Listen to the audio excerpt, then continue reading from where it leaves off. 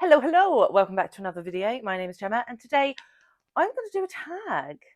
So I haven't done a tag in like ages. So I thought it's probably time. And then one of my favourite humans on BookTube, Ellie at Bibbidi Bobbidi Books, created her own original tag and tagged me.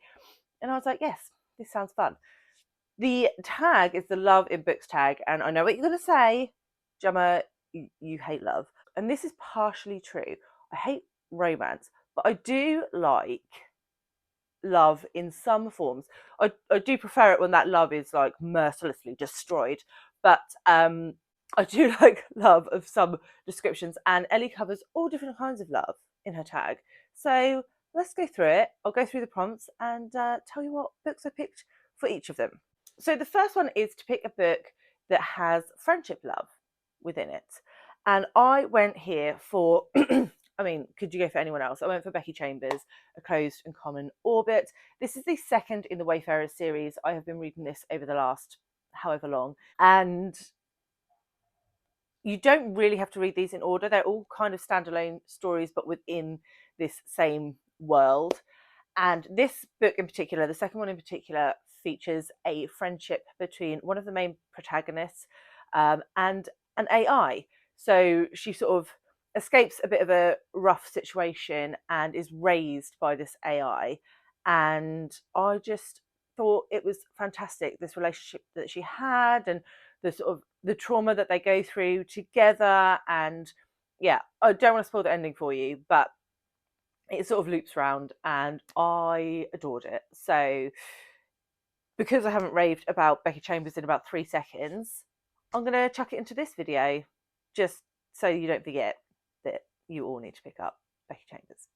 The next one is Sibling Love, and this may sound like an odd choice, but I'm going to go for The Poisoned Bible by Barbara Kingsolver. Again, one I have talked about ad infinitum.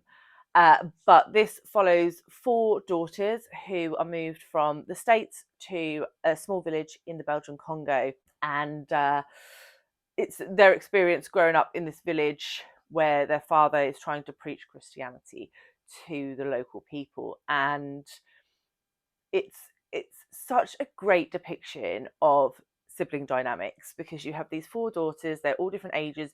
You sort of root for some of the sisters more than others, and it's just about their relationships with each other and how love can be quite complex, particularly in a sibling dynamic, particularly in a stressed sibling dynamic. And I just thought it was so excellently executed, and this is definitely like one of my all-time favorite books now, and you should definitely read it. The next prompt is Parental or Guardian Love, and I had to go here for Anne of Green Gables and the relationship that she has with her foster parents, Marilla and Matthew.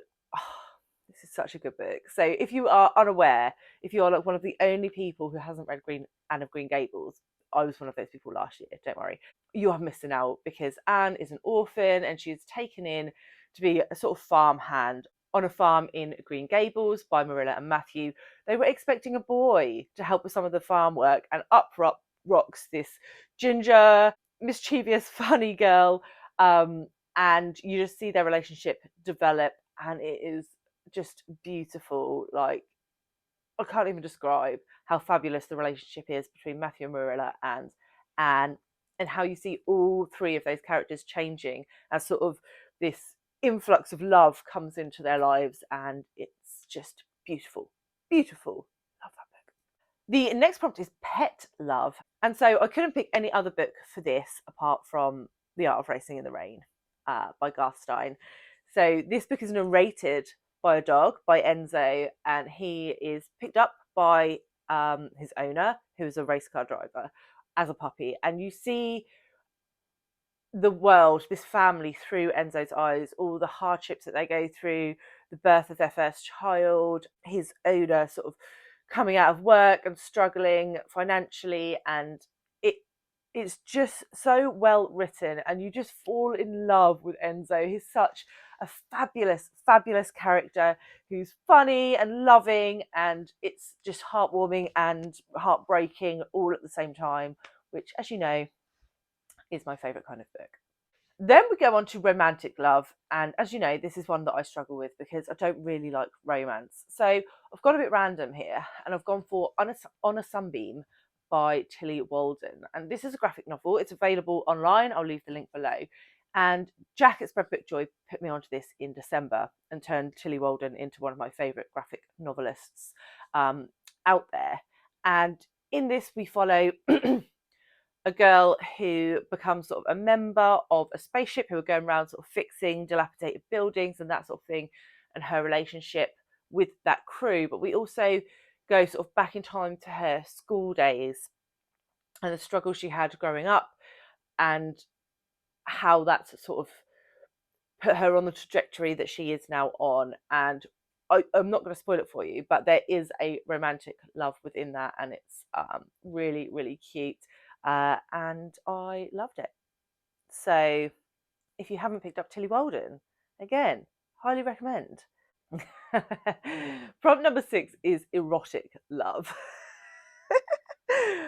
this this is even more out of my wheelhouse than romantic love, but for Garb August last year, I did read Alien Smut.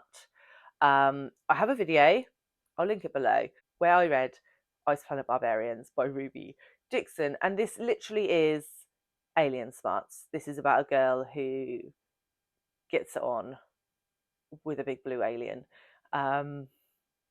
Yeah, I don't think I need to tell you anymore, but basically from my repertoire of that and 50 Shades of Grey, I'm going to go for the Blue Alien version as a recommendation for Erotic Love.